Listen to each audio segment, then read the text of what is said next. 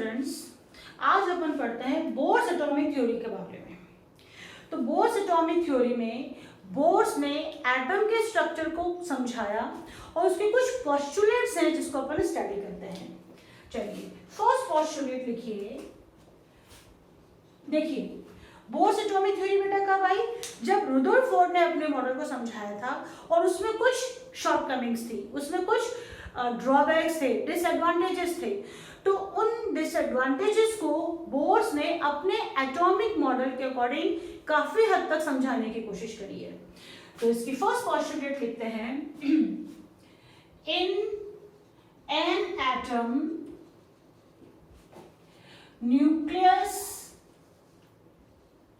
nucleus is situated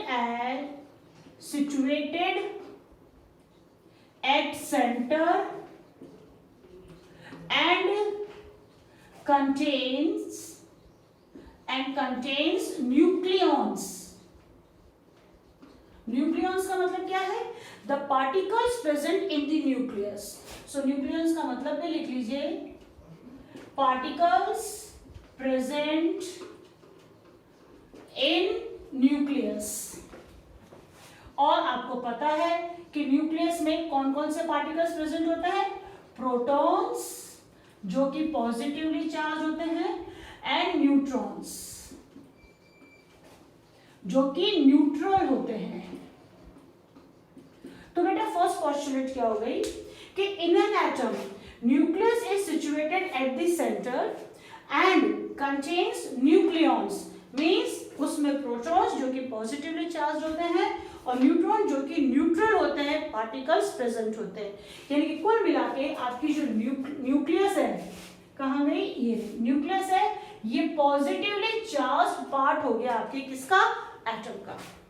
चलिए दूसरी postulate अपन लिखते हैं, इन एन एटम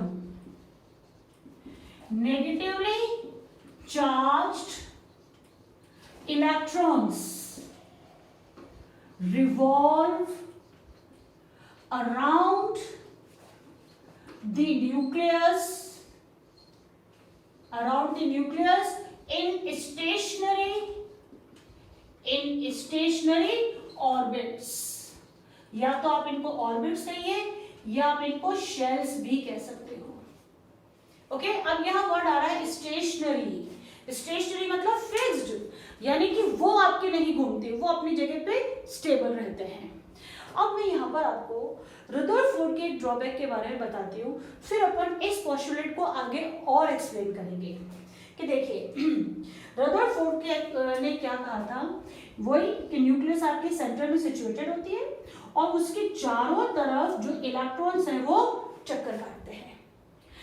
तो पहली बात कि जब इलेक्ट्रॉन्स इसके न्यूक्लियस के चारों तरफ चक्कर काट रहे हैं, यानी कि वो कुछ वर्क कर रहे हैं, और during this work 100% electron will consume some amount of energy.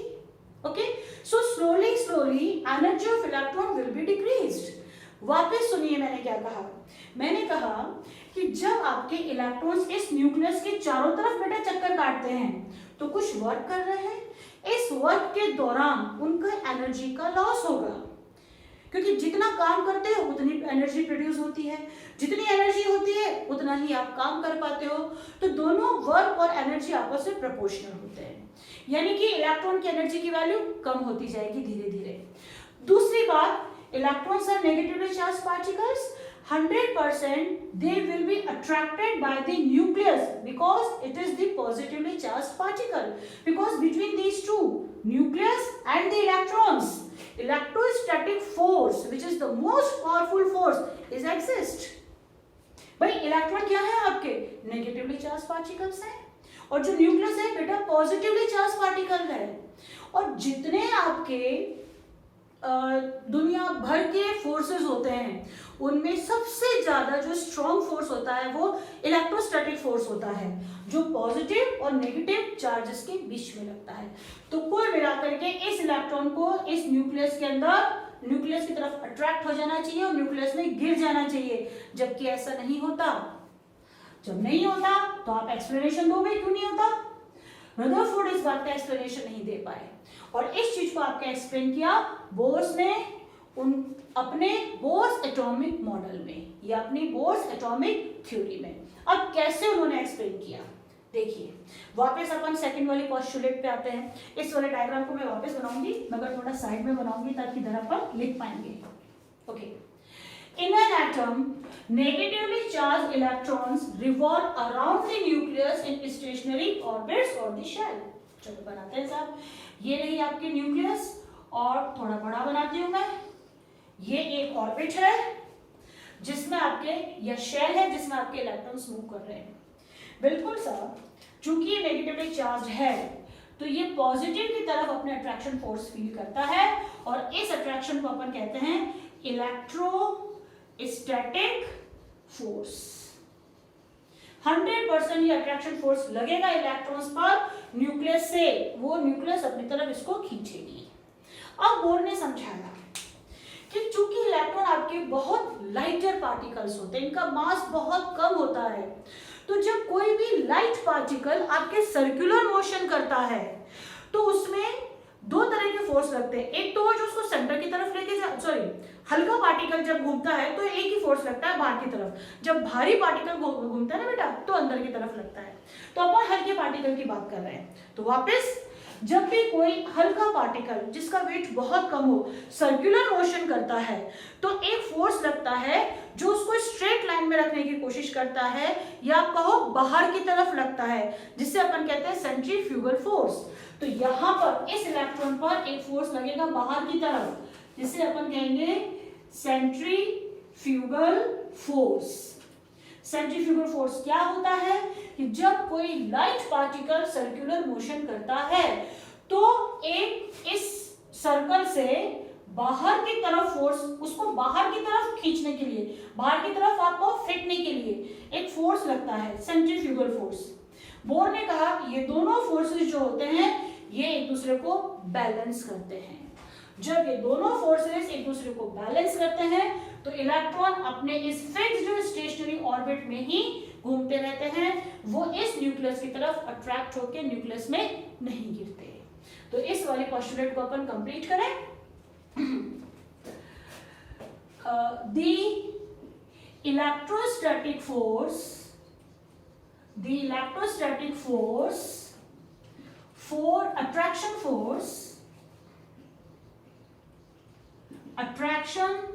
force between nucleus and electron is balanced by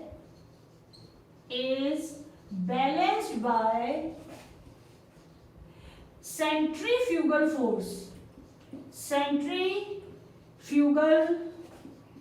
force of electron, and that is why the electrons revolve in a fixed stationary orbit.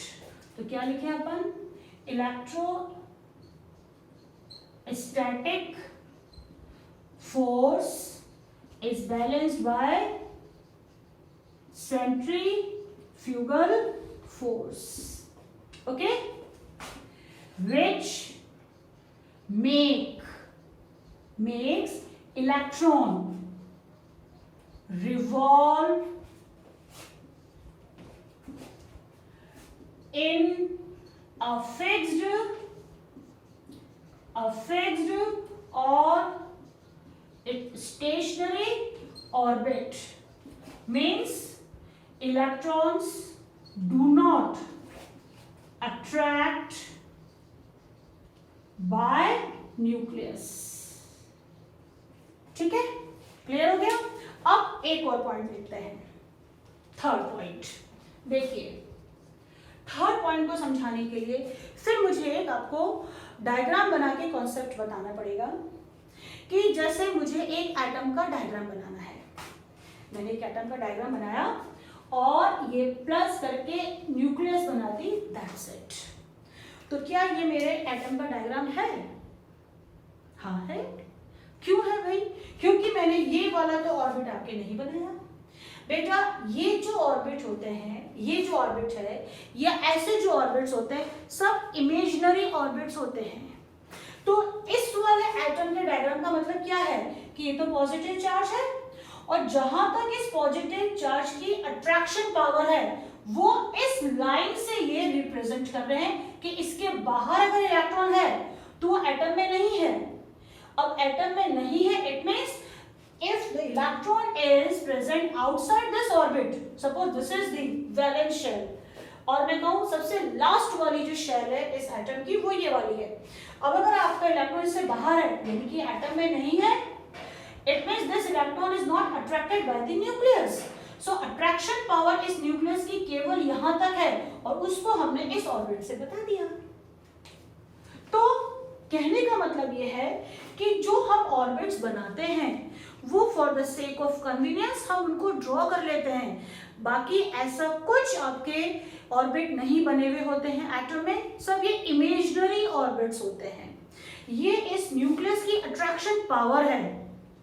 तो मैंने कहा कि suppose इस nucleus की जो attraction power है वो यहां तक है, ठीक है। अब यहां से यहां तक इनफाइनाइट नंबर ऑफ ऑर्बिट्स आप बना सकते हैं, बहुत सारे आप ऑर्बिट्स बना सकते हैं। ये देखिए 1 2 3 4 5 कितने भी आप ऑर्बिट बना दीजिए। तो बोर ने क्या कहा कि in an atom infinite number of orbits are present, कि एक एटम में आपके अनगिनत ऑर्बिट्स होते हैं मगर सब ऑर्बिट्स में इलेक्ट्रॉन्स नहीं रहते।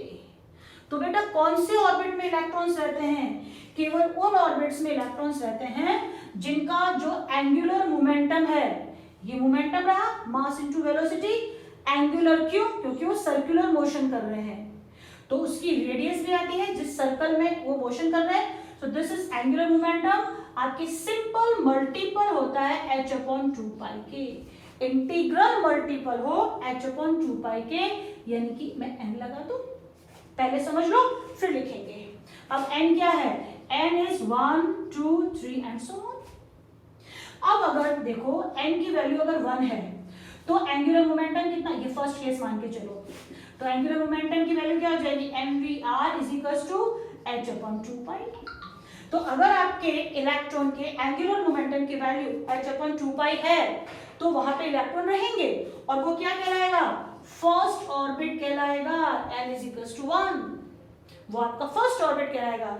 धीरे धीरे जब आप इन चैप्टर्स को पढ़ोगे, जब आप क्वांटम नंबर पढ़ोगे तो ये n आपके प्रिंसिपल क्वांटम नंबर को बताता है। मैं इस n को बार बार बेटा बहुत सारे टॉपिक्स में काम में लाऊंगी। अभी तो मैं n कह रही हूँ, धीरे धीरे मैं इसको प्रिंसिपल क्वांटम नंबर कहने लग जाऊंगी, ठीक है। तो जब प्रिंसिपल क्वांटम नंबर 1 होता है तो फर्स्ट ऑर्बिट ही होता है। तो अभी आप केवल इसको n से ही समझने की कोशिश करिए।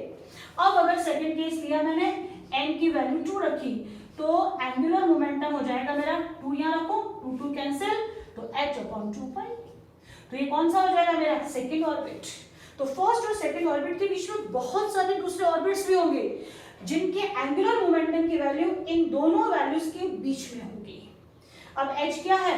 Planck's constant, which is a constant value, 6.626 into 10 to the power minus 34 joule second. 2 is again a constant value, pi is again 3.14 constant value. तो ये थी उसकी थर्ड पोस्टुलेट। अब लिख लें इसको, चलिए लिखते हैं systematically. Always sit with your notebooks, pen और pencil, तो साथ के साथ आप नोट्स भी बना सको, ठीक है। चलिए अपन लिख लेते हैं इसको।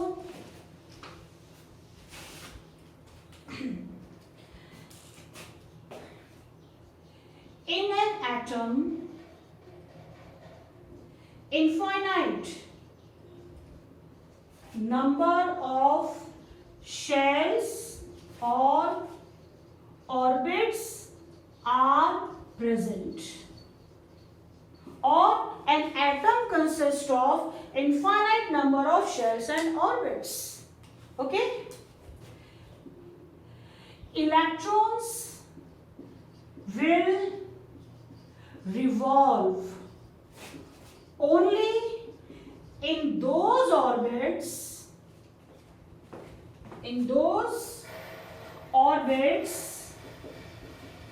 which which contains angular momentum value equal to nh upon 2 pi.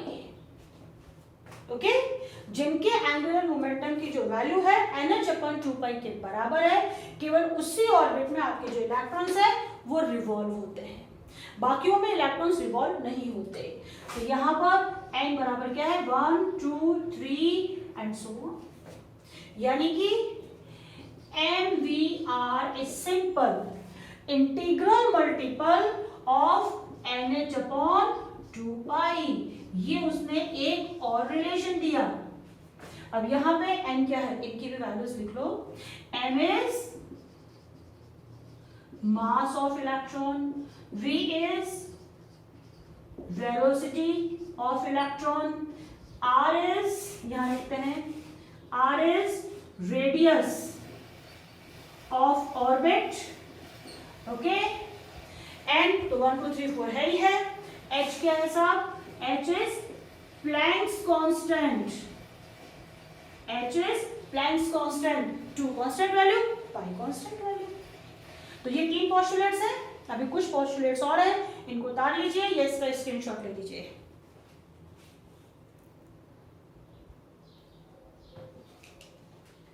अब अपनी जो थर्ड पोस्टुलेट थी उसमें मैंने आपको फॉर्मूला लिखा दिया और उसमें जो अपन ने यूज किए थे सिंबल्स उसके भी मीनिंग लिखा दिए। अब उसको थोड़ा सा और अपन एक्सप्लेन करते हैं। फॉर्मूला क्या था आपके, थर्ड पोस्टुलेट को आगे बढ़ा रही हूँ, MVR is equals to NH upon 2 pi, ये था। So if n is equals to 1, यानी कि यह है आपका first orbit, n is equals to 1, तो MVR क्या होगा, h अपॉन 2 पाई के बराबर होगा फॉर फर्स्ट ऑर्बिट। फिर if n is equals to 2, यानी कि सेकेंड ऑर्बिट, तो उसमें आपका एंगुलर मोमेंटम MVR हो जाएगा h upon pi and so on, इस तरह से। अब नेक्स्ट अपन लेते हैं fourth postulate, Bohr's atomic theory की फोर्थ पोस्टुलेट। अब जैसे रदरफोर्ड में उन्होंने कहा था कि भाई इलेक्ट्रॉन्स उसके न्यूक्लियस के चारों तरफ घूमते हैं, तो वहां पे फिर एक ड्रॉबैक आया कि जब ये आपके चारों तरफ घूमते हैं यानी कि वर्क कर रहे हैं, तो एनर्जी का लॉस होना चाहिए।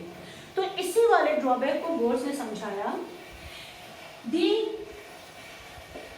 Energy of electron always remain same or constant in an orbit। जब वो अपने ऑर्बिट में है, भाई ऑर्बिट में है तो मतलब घूम ही रहा है, दिस इज अंडरस्टूड केस। सो जब वो रिवॉल्व हो रहा है, जब वो घूम रहा है, या जब वो इलेक्ट्रॉन अपने ऑर्बिट में है, तो उसकी एनर्जी की वैल्यू कभी भी चेंज नहीं होती, एनर्जी की वैल्यू सेम रहती है, एनर्जी की वैल्यू उसकी कांस्टेंट रहती है। तो एनर्जी की वैल्यू बेटा कब चेंज होती है, energy of electron changes only when electron change the orbit। जब इलेक्ट्रॉन ऑर्बिट चेंज करता है, या तो एक ऑर्बिट के से अपने हायर लेवल वाले ऑर्बिट में जाता है या अपने लोअर वाले ऑर्बिट में जाता है, अभी एनर्जी वर्ड नहीं ला रही हूं काम में, हाँ, तभी वो अपनी एनर्जी की वैल्यू चेंज करता है, अदरवाइज उस इलेक्ट्रॉन की एनर्जी की वैल्यू सेम रहती है। ठीक, नेक्स्ट पोस्टुलेट लेते हैं अपन, fifth postulate. According to Bohr, उन्होंने कहा कि जो आपके ऑर्बिट्स हैं ना बेटा, these are energy levels. So Bohr's called orbits or shells as energy levels, यानी कि as the distance from nucleus increases, energy of orbits also increases. ध्यान से समझना इस वाले कॉन्सेप्ट को। देखिए मैं एक डायग्राम बना रही हूं, जैसे यहां बनाते हैं, ये खाली जगह पड़ी हुई अपने पास, ये पॉजिटिव न्यूक्लियस, ये first orbit, second orbit, third orbit and ये फोर्थ ऑर्बिट। नॉर्मली अपन जब भी बोर्स एटॉमिक मॉडल को एक्सप्लेन करते हैं 4 ऑर्बिट्स बनाते हैं। तो अब उसने क्या कहा कि ये जो ऑर्बिट्स हैं इनको एनर्जी लेवल कहना ज्यादा सही है। तो मैं इनको कहूं क्या, दिस इज E1, ये पहले वाले ऑर्बिट को E1 फर्स्ट एनर्जी लेवल, दूसरे वाले ऑर्बिट को सेकेंड एनर्जी लेवल, थर्ड को third energy level and fourth orbit is fourth energy level. तो जैसे जैसे आप न्यूक्लियस से दूर जाते हो एनर्जी की वैल्यू क्या कहा उसने, हमेशा इंक्रीज होती जाती है। तो ये इनकी एनर्जी का ऑर्डर हो गया। ओके, अब ध्यान से समझिएगा इस वाले पोस्टुलेट को। अगर हमारा इलेक्ट्रॉन बैठा है यहां पर, ओके, सेकेंड वाले ऑर्बिट में या सेकेंड वाले एनर्जी लेवल में हमारा अगर इलेक्ट्रॉन बैठा है, तो इस इलेक्ट्रॉन की एनर्जी क्या होगी, E2 होगी। ओके, अब देखिए अगर ये इसको मैं कुछ एनर्जी बाहर से दूं, कुछ एनर्जी मैं बाहर से दूं और ये जंप होकर के यहां पर आ जाता है, भाई एनर्जी की वैल्यू तो बढ़ रही है ना, तो इसकी एनर्जी तो हमको बढ़ानी पड़ेगी, तभी आपके इस ऑर्बिट को छोड़ करके इस वाले ऑर्बिट में आएगा, बढ़ानी पड़ेगी हमें। हम कैसे बढ़ाएंगे, बाहर से इसको एनर्जी देंगे। तो बाहर से मैंने इसको एनर्जी दी, ये मैं एनर्जी दे रही हूँ, ये ऐड हुई एनर्जी, तो ये इलेक्ट्रॉन यहां से यहां आ गया, तब इसकी एनर्जी में चेंज हुआ। और अगर ये E3 में आ रहा है तो मुझे एनर्जी कितनी देनी पड़ेगी, E3 माइनस E2 के बराबर, तभी आपके E3 एनर्जी में एनर्जी लेवल में आएगा। अब दूसरा केस लेते हैं। दूसरे केस में देखिए इलेक्ट्रॉन सपोज आपका यहां बैठा हुआ है और किसी कारण से इसकी एनर्जी निकल जाती है, ये देखिए एनर्जी निकली, तो ये अपने से लोअर एनर्जी लेवल में चला जाएगा, तो ये यहां से इस फर्स्ट वाले एनर्जी लेवल में चला जाएगा। तो अब कुछ बात समझ में आई। अच्छा, ये जो एनर्जी निकालेगा वो भी किसके बराबर होगी, वो होगी E2 माइनस E1 के। अब कुछ बात समझ में आई, क्या समझ में आई बेटा, कि when electrons move from lower energy level to higher energy level they absorb some amount of energy, तब ये एनर्जी की वैल्यू चेंज करेगा, एनर्जी को एब्सॉर्ब करेगा, एनर्जी की वैल्यू को बढ़ाएगा। Second thing, when electrons move from higher energy level to lower energy level they emit some amount of energy। तो जब ये हायर एनर्जी लेवल से लोअर एनर्जी लेवल में जाता है तो कुछ एनर्जी की वैल्यू को ये रिलीज करता है, एमिट करता है, एमिशन होता है एनर्जी की रेडिएशंस का। वापस से एक बार देख लें कि जब लोअर एनर्जी लेवल से हायर में गया तब तो एनर्जी एब्सॉर्ब करी, और जब हायर से लोअर में गया, ये रहा हायर से लोअर में गया, तो इसने एनर्जी को एमिट किया। तो इस पोस्टुलेट को पूरा करें। Bohr's called orbits or shell as energy levels. As the distance from nucleus increase, energy of orbit also increase. Fine. अब लिखते हैं next. When electrons या electron move from lower energy level to higher energy level, lower से बेटा higher में गया है, it absorb energy, okay, and if electron move from higher energy level to lower energy level, it release energy, it release energy. ठीक है, देखिए अब एक दूसरी बात सुनो कि हम इस इलेक्ट्रॉन को जब ये मूव कर रहा है एज ए वेव मान के चलते हैं। तो जब आपके इलेक्ट्रॉन्स मूव होते हैं तो एज ए वेव बिहेव करते हैं। तो जब इनमें से जो एनर्जीज निकलेंगी बेटा, ये निकलेंगी in the form of photon. जब इसमें एनर्जी एब्जॉर्ब होगी, तो जब एनर्जी एब्जॉर्ब होगी तो in the form of photon energy इसमें एब्जॉर्ब होगी। तो अब इसी को आगे लिखते हैं, द एनर्जी एब्जॉर्ब और emit by the electron is in the form of photons।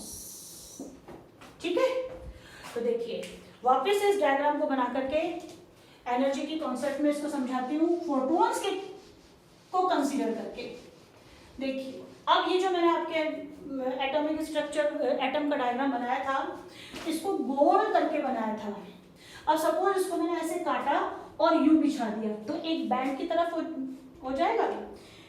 ये चलिए हाइड्रोजन स्पेक्ट्रम बताएंगे तब उस बैंड की तरह बताएंगे, अभी ऐसा ही लेते हैं मगर आधा लेते हैं। ये रही आपके nucleus, first energy level, second, third and fourth, इस तरह से बना रही हूँ। तो ये रहा E1 minimum energy, this E2 more energy than E1, then E3 more energy than E2 and E1, then E4 maximum energy out of E1, E2, E3 and E4। Okay, अब अपना इलेक्ट्रॉन है सपोज यहाँ पे, first case. अब अगर ये electron आपके यहाँ, अब अगर आप इसको कुछ एनर्जी दो, ये एनर्जी दे रही हूँ बेटा मैं ऐसे ऐसे इसलिए बना रही हूँ क्योंकि in the form of photon मुझे एनर्जी देनी है। तो मैंने इसको एनर्जी दी डेल E, और डेल E कितनी होगी E3 माइनस E2। तब ये इलेक्ट्रॉन यहां से निकल के यहां आ जाएगा। तो डेल E अपने को प्लैंक ने क्या कहा है, is equals to h new.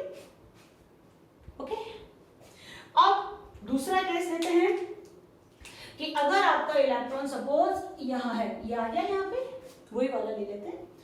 अब अगर ये कुछ अमाउंट एनर्जी रिलीज करता है which is again equals to del E, E3 minus E2, तो ये वापस आपके यहाँ पर इस वाले सेकेंड ऑर्बिट में, ये सेकेंड एनर्जी लेवल में आ जाएगा।